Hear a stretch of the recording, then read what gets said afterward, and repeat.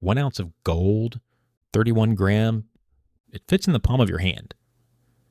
2,000 years ago, a Roman centurion, a professional soldier commanding 80 men on the frontier of an empire, earned about 38 ounces of gold per year. That was his salary for leading men into battle, holding the line, keeping Rome alive. Today, a United States Army captain, roughly the same rank, roughly the same job, earns about 36 ounces of gold per year. 2,000 years. Different empires, different continents, different centuries, and the same job pays almost exactly the same amount of gold. How is that possible? Everything else has changed. Languages, borders, technology, governments. Currencies have been invented, inflated, destroyed, and replaced hundreds of times over, but the amount of gold a professional soldier earns has barely moved. This video is about 1 ounce of gold and what it can teach us about the real value of human labor across 2 millennia. We're going to carry that ounce through 8 eras, from Rome to today. And in each one, we'll ask the same question. How many days of work does it take to earn it? The answer will change, and the reasons it changes will tell you more about money than any economics textbook ever written. The Roman Empire under Augustus had one of the most sophisticated monetary systems in the ancient world. The gold aureus, roughly 8 grams of pure gold, sat at the top. Below it, the silver denarius. Below that, bronze. A Roman legionary, a foot soldier, earned 225 denarii per year. That comes out to roughly 2 ounces of gold, meaning 1 ounce of gold equaled about 6 months of a soldier's life on the frontier, half a year of marching, fighting, and sleeping in the dirt. A centurion earned significantly more, enough to buy land, keep a household, and retire with status. For him, 1 ounce represented roughly 10 days of service. And what could that ounce actually buy in Rome? About 350 loaves of bread, a respectable toga, a month's rent in a modest apartment in the city. Remember those numbers. That ratio, 1 ounce buys roughly 350 loaves, is going to follow us through the next 2,000 years. And it almost never breaks. But Rome didn't last. And the reason it didn't last is written in its coins. Over 2 centuries, emperors steadily reduced the silver content of the denarius from 98% pure to less than 5. They were printing money the only way they knew how, by diluting it. Prices exploded. Trust collapsed. The economy unraveled. Gold held. The people who had it survived. The people who trusted the denarius didn't.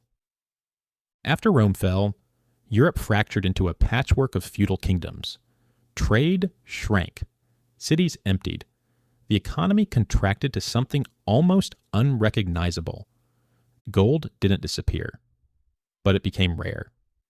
In 13th century England, an ounce of gold was worth about 0.89 pounds. A skilled stonemason earned 3 to 4 pence per day. Do the math. 1 ounce of gold cost him over 200 working days, almost an entire year of cutting stone. For that ounce, he could buy a cow, maybe 2, a year's supply of grain for his family, a small plot of land. The ounce hadn't changed, but the world around it had collapsed. Without empire, without trade routes, without scale, human labor was worth less. A day of work bought less gold. Not because gold became more precious, but because the systems that made labor productive had disappeared. Productivity collapsed, and gold exposed it. Gold reflected that truth. Over long enough horizons, it always does. But something was coming that would change the equation for the first time in 1,000 years. And it came from a direction nobody expected, across an ocean that most Europeans didn't even know existed. Then Columbus crossed the Atlantic, and for the first time in recorded history, something happened that had never happened before. There was suddenly too much gold. Spain and Portugal spent the 16th and 17th centuries stripping the Americas of precious metals. Gold and silver flooded into Europe. Within 200 years, the continent's gold supply roughly tripled. The result was the price revolution. Prices across Europe rose 4 to 6 times over a century. A Spanish soldier promised gold in the New World came home to find that his gold bought far less than his grandfather's had. This is the only period in 2,000 years when gold lost significant purchasing power. Not because of government manipulation, not because of financial engineering, simply because there was physically more of it. Supply and demand, the most basic law in economics, applied to gold just as it applies to everything else. But here's the critical difference. It took 200 years and the conquest of 2 continents to triple the gold supply. Compare that to paper money. The US dollar supply has roughly tripled since 2008 alone in 15 years. No conquest required. Just a keyboard. In 1717, Isaac Newton was running the Royal Mint. He fixed the price of gold at £3, 17 shillings, and 10 pence per troy ounce. That price held for 200 years. 2 centuries. Through wars, revolutions, the rise and fall of empires. One of the longest stretches of price stability in recorded economic history. In the United States, gold was fixed at $19.75 per ounce. Starting in 1792, it was raised slightly to $20.67 in 1834, and it stayed there. What did an ounce buy during this era? A factory worker in 19th century England earned about £1 per week. 1 ounce of gold, about 4 weeks of labor, a month's work, and for that ounce, a month's rent in London, a quality men's suit, 300 to 400 loaves of bread. Sound familiar? It should. It's almost identical to what an ounce bought in Rome 1,800 years earlier. The toga and the suit. Different fabric, different century, same ounce. As long as currencies were anchored to gold, inflation was negligible by any modern standard. That anchor held wages, contracts, and expectations in place. Prices in England in 1914 were roughly the same as in 1717. 200 years of near-perfect stability. Nothing like it had existed before, and nothing like it has existed since. The gold standard wasn't perfect. It was rigid, sometimes painfully so. But it did one thing that no system since has managed. It kept governments honest. Because you can't spend what you can't back, and you can't back what you can't dig out of the ground. The 20th century broke everything. World War I was too expensive to fight with gold-backed money. Governments suspended the gold standard and started printing. After the war, they tried to go back. It didn't work. The world had changed. In 1934, Franklin Roosevelt did something extraordinary. He made it illegal for American citizens to own gold, a federal crime, and ordered them to sell it to the government at $20.67 per ounce. Then he raised the official price to $35 overnight. Every dollar people received for their gold was worth 40% less. A wealth transfer from citizens to the state executed with the stroke of a pen. An average American worker earned about $1,500 a year. At $35 an ounce, gold cost him roughly 8 or 9 working days, just over a week. Then came Bretton Woods in 1944. The entire world's currencies were pegged to the dollar. The dollar was pegged to gold at $35 per ounce. Gold was still the center of the global monetary system. But ordinary people were no longer allowed to touch it. This arrangement lasted 27 years, until one president decided the rules no longer applied. And that single decision, made on a Sunday evening without consulting Congress, changed the relationship between gold and human labor more than anything in the previous 2,000 years.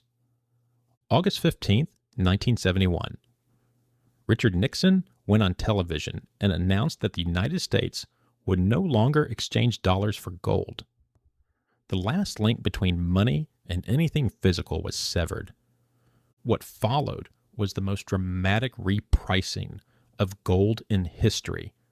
$35 in 1971, $850 by 1980, then down, then back up, then higher, over $2,000 during COVID, and somewhere between $2,000 and $3,000 as you're watching this. The exact number doesn't matter because the direction does. But here's what the price chart doesn't tell you.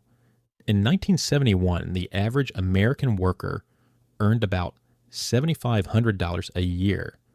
Gold was $35. 1 ounce cost less than 2 days of work. Today, the average worker earns somewhere around $60,000 to $70,000. Gold is in the low thousands.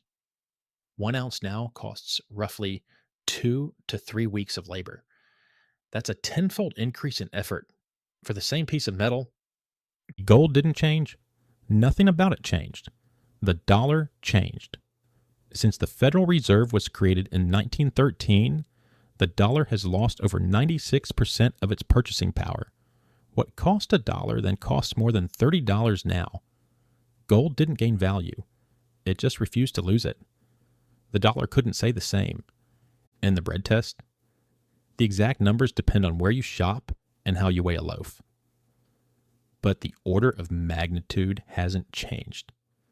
An ounce of gold today still buys roughly the same basket of basic staples it bought in Rome. And in 19th century England, the measuring stick didn't move. Everything else did. So let's put it all together. In Rome, an ounce of gold bought roughly 350 loaves of bread and cost a centurion about 10 days of service. In medieval England, it cost a stonemason almost a year, because productivity had collapsed and labor was worth less without an empire behind it. During the Age of Discovery, gold lost value for the only time in 2,000 years, because its supply physically tripled over 2 centuries. Under the gold standard, 1 ounce cost a factory worker about a month, and bought the same bread, the same clothing, the same rent as it had in Rome. After Nixon severed the link, the dollar melted and gold repriced. Not because gold changed, but because the unit measuring it did. 3 conclusions from 2,000 years of data. First, gold doesn't measure wealth. It measures labor. The number of working days per ounce shifts with how society values work.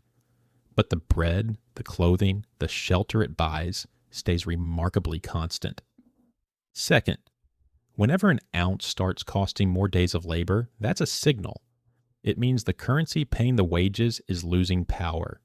In 1971, an ounce cost 2 days of work. Today it costs 2 to 3 weeks. That's not gold rising, that's the dollar shrinking. Third, the only time gold lost purchasing power was when its physical supply increased massively. And that took 2 centuries and 2 conquered continents. No government has ever replicated that effect, because you cannot print gold at the same ounce. 31 grams, it hasn't changed. Rome debased its silver and collapsed. Spain flooded Europe with gold and triggered inflation. England held gold steady for 200 years and built one of the most stable economies the world had seen. America tied the world to gold, then untied it, and the dollar has been falling ever since.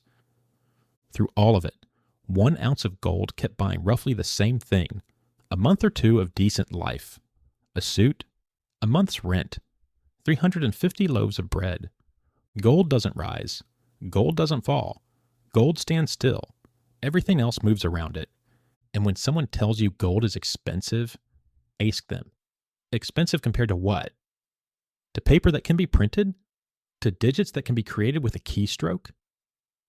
A Roman centurion earned 38 ounces a year. An American captain earns 36. 2,000 years, same job, same gold, almost the same number. Maybe the question isn't what gold is worth. Maybe the question is what your labor is worth and what you're measuring it in. If this changed how you think about gold, subscribe. I break down these patterns every week. And here's your homework. Take your annual salary, divide it by the current price of 1 ounce. That number, that's how many ounces your year of labor is worth. That's your real unit of measurement, not dollars, not euros, ounces. Drop your number in the comments. I want to see it. I'll see you in the next one.